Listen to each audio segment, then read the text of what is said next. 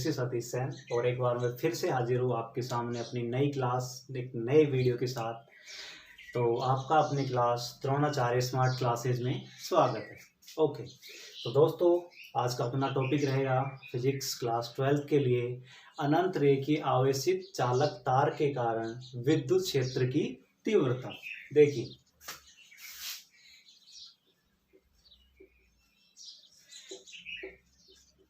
अनंत रेखीय आवेशित चालक तार के कारण विद्युत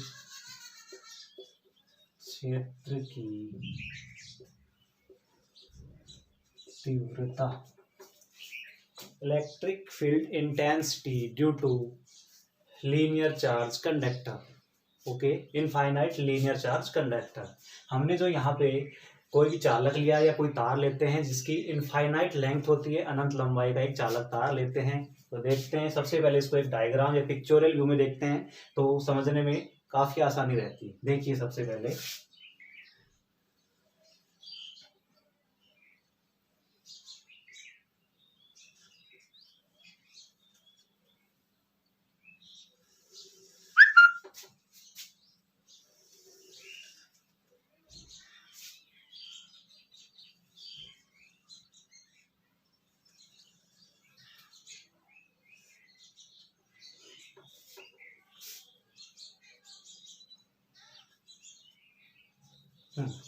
तो यदि बात करें अनंत रेखीय आवेशित चालक तार की, तो यहाँ पर हमने क्या किया, ए बी एक अनंत लंबाई का चालक तार ले लेते हैं। अब सभी के दिमाग में क्वेश्चन आ रहा होगा कि सर जैसे अनंत लंबाई का चालक तार है तो इसको ए बी कैसे लिया जा सकता है, क्योंकि इसकी लंबाई तो अनंत है। लंबाई अनंत है, इसी के कारण मैंने क्या किया, चालक तार को डैश डैश की सहायता से आगे बढ़ता हुआ दर्शा दिया कि इसकी लंबाई इनफाइनाइट है। लेकिन इसको अध्ययन के लिए इसका एक नाम जरूरी होता है, इसलिए हमने इसको ए बी नाम दे दिया। ठीक है, इसका मध्य बिंदु ओ है। मध्य बिंदु ओ के चालक ए बी के मध्य बिंदु ओ से आर दूरी पर स्थित बिंदु पी है। इस पी बिंदु पर हमें विद्युत क्षेत्र की तीव्रता का मान ज्ञात करना है। ठीक है, तो अब हम बात करेंगे कि मध्य बिंदु ओ के दोनों तरफ दो अल्पांश ले लेते हैं जिसके नाम क्रम से A1 और A2 है। इतना क्लियर है। अब हम बात करें कि यहाँ पे अल्पांश A1 और A2 के कारण यहाँ पर इसकी विद्युत क्षेत्र की तीव्रताएं क्रम से DE1 और DE2 हो जाती है। तो A2 के कारण DE2 और विद्युत क्षेत्र की तीव्रता DE1 अल्पांश A1 के कारण। यहाँ पे जो हमारा अल्पांश है, यहाँ पर बिंदु P पर विद्युत क्षेत्र की तीव्रता का मान ज्ञात करने के लिए क्या करेंगे, इसके जो घटक है इनको घटकों में विभाजित करेंगे। विद्युत क्षेत्र की तीव्रता का जो घटक होगा इनको घटकों में विभाजित करेंगे। कैसे कि ओपी के अनुदिश घटक और ओपी के लंबवत घटक। यदि सबसे पहले इसके अनुदिश घटक की बात करें तो यहाँ पे ये एंगल बना रहा है अल्फा अल्फा, तो इसके अनुदिश घटक हो जाएंगे कोस की टर्म में DE2 cos alpha and DE1 cos alpha. इसी प्रकार ये इसके लंबवत घटक हो जाएंगे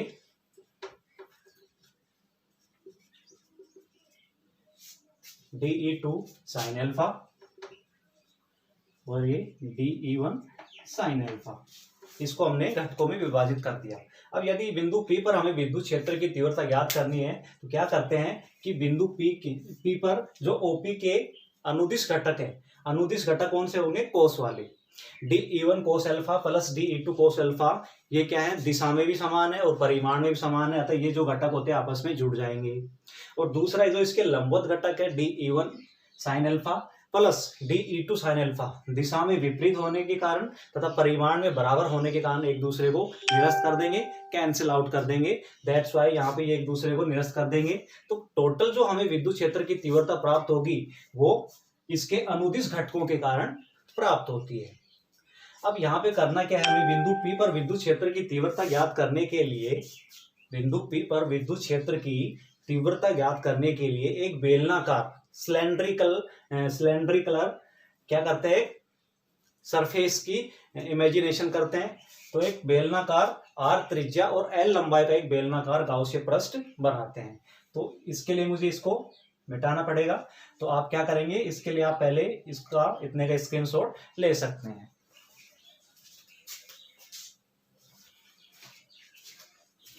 ठीक है गाइस, तो एक बेलनाकार गाउसियन पृष्ठ की कल्पना करते हैं।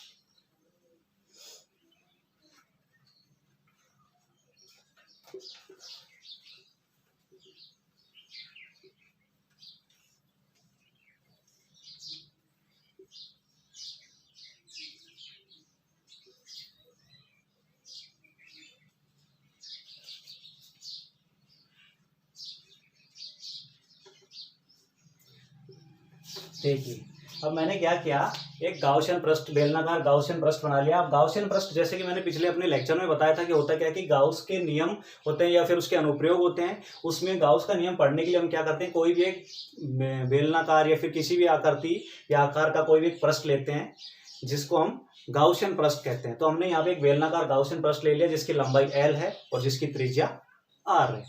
अब यहाँ पे क्या करते हैं, इस गाउसियन पृष्ठ को हम 3 भागों में विभाजित कर लेते हैं या 3 पृष्ठों में तोड़ लेते हैं। तो सबसे पहले पृष्ठ या अल्पांश S1 के लिए पृष्ठ S1, पृष्ठ S2 ले लेते हैं और ये S3 ले लेते हैं।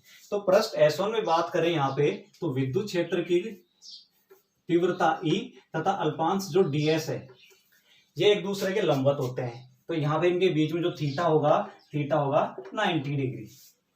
इसी प्रकार यहाँ पर S3 पृष्ठ की बात करें, यहाँ पर अल्पांश क्षेत्रफल DS और विद्युत क्षेत्र की तीव्रता एक दूसरे के अनुदिश होते हैं, समांतर होते हैं। तो यहाँ पर इनके बीच का जो एंगल होगा थीटा बराबर हो जाएगा 0 डिग्री। इसी प्रकार पृष्ठ या फिर क्या करें, तीसरे भाग की वर्ताकार पृष्ठ S3 की बात करें, सॉरी S2 की बात करें, तो यहाँ पे भी DS और विद्युत क्षेत्र की तीव्रता E एक दूसरे के लंबवत है, परपेंडिकुलर है। तो यहाँ पे भी इनके मध्य जो एंगल बनेगा वो बनेगा थीटा बराबर 90 डिग्री। अब गाउसियन पृष्ठ को हमने क्या किया, 3 भागों में तोड़ लिया। तो यहाँ पे एक बात और बता दूं मैं आपको, तो यहाँ पे जो बेलनाकार गाउसियन पृष्ठ है, यहाँ पर कुल आवेश का मान, कुल रेखीय आवेश का मान कितना होगा, डेल क्यू बराबर लैम्बडा L। क्योंकि इसका रेखीय आवेश घनत्व कितना होता है, रेखीय आवेश घनत्व हमेशा लैम्बडा होता है, लैम्बडा से उसको दर्शाते हैं। तो चूंकि हमने पढ़ा है कि lambda equals to Q by L, तो यहाँ पे यदि आवेश Q का मान मैं निकालूं तो लैम्बडा L। अब इसके अंदर देखिए, यहाँ तक आप स्क्रीनशॉट ले सकते हैं। इसके अंदर क्या करते हैं अपन, गाउस का नियम लगाते हैं। तो गाउस के नियम से, गाउस का नियम क्या पढ़ा था हमने कि E dot DS equals to del Q upon epsilon 0। अब यहाँ पे जो कुल विद्युत फ्लक्स होगा इन तीनों पृष्ठों के कारण होगा और इसका ये विद्युत फ्लक्स इसके इक्वल हो जाएगा। तो देखते हैं, सबसे पहले पृष्ठ S1 के लिए बात करें तो EDS कोस 90 डिग्री, EDS कोस S2 के लिए कितना हो जाएगा भाई, 90 डिग्री कोस 90 डिग्री प्लस EDS कोस 0 डिग्री, ये S3 के लिए। और ये तीनों जो टर्म्स हैं किसके बराबर है, डेल क्यू अपॉन एप्सिलॉन 0। हम यहाँ से देख रहे हैं कि जो डेल क्यू होता है लैम्बडा L के इक्वल होता है। कितना क्लियर है? तो आप यहाँ तक एक बार स्क्रीनशॉट ले सकते हैं, इसके बाद मैं इसको आगे साफ कर रहा हूँ। ठीक है, देखिए तो हमें पता है कि कोस 90 डिग्री कितना होता है, 0। कोस 0 डिग्री कितना होता है, 1। इसकी वैल्यू यहाँ पे आसानी से पुट अप कर देते हैं अपन। तो देखिए कोस 90 से ये टर्म 0 हो जाएगी, 0 प्लस 0 प्लस 0। तो यहाँ पे जो S3 की वैल्यू बचेगी हमारे पास, ये 1 हो जाएगी। यहाँ पे कोस 0 कितना हो जाएगा, 1। तो यहाँ पे कितना बचेगा, integration of EDS equals to lambda L upon epsilon 0। कितना क्लियर है? ओके, अभी हम देखते हैं कि यहाँ पे इंटीग्रेशन ऑफ EDS, यहाँ पे E को बाहर ले लेते हैं, integration of DS equals to lambda L upon epsilon 0।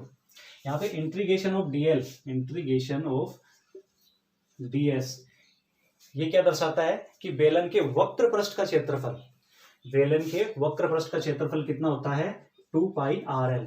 If the cylinder contains R radius and L length, यदि बेलन की लंबाई एल हो और त्रिज्या आर हो तो उसके वक्र पृष्ठ का उसका एरिया कितना हो जाएगा 2 पाई आर एल। तो यहाँ पे इंटीग्रेशन ऑफ ds की वैल्यू अपन 2 पाई आर एल रख देते हैं।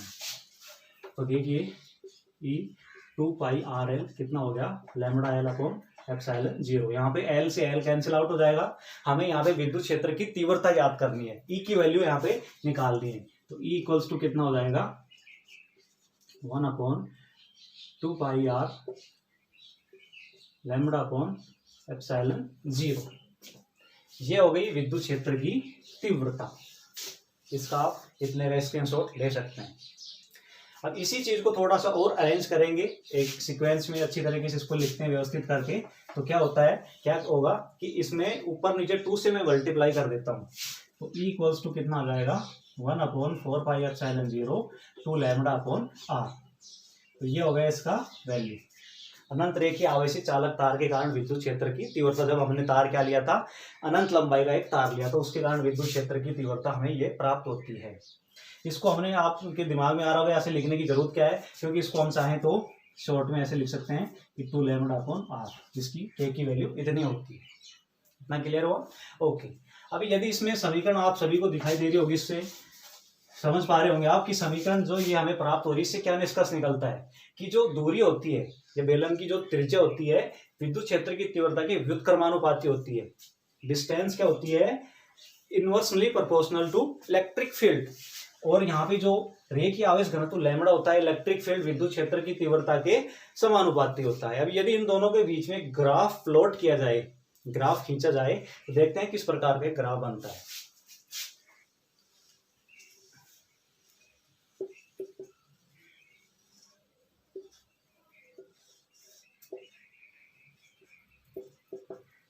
तो इन दोनों के बीच में अलग अलग ग्राफ अगर खींचते अपन ड्रॉ करते हैं तो इस प्रकार का एक हमें डायग्राम प्राप्त होता है। ठीक है, तो ये इस प्रकार से हमारा ये टॉपिक यहाँ पे कवर होता है। एग्जाम की दृष्टि से बहुत ही इंपॉर्टेंट क्वेश्चन है, मार्क कर लेना आप। और हर मतलब 2-3 सालों में रिपीट होते रहते हैं इस प्रकार के जो टॉपिक है, हमारा काफी इंपॉर्टेंट है। तो इस प्रकार के हमें ये ग्राफ प्राप्त होता है। तो इस प्रकार का जब क्वेश्चन आता है तो ग्राफ यहाँ तक मतलब इसको हमें कंप्लीट पूरा एक्सप्लेन करके ये विद डायग्राम ये बनाना होता है। ठीक है, तो आई होप सो आपको ये आज का टॉपिक अच्छा लगा होगा, समझ में आया होगा।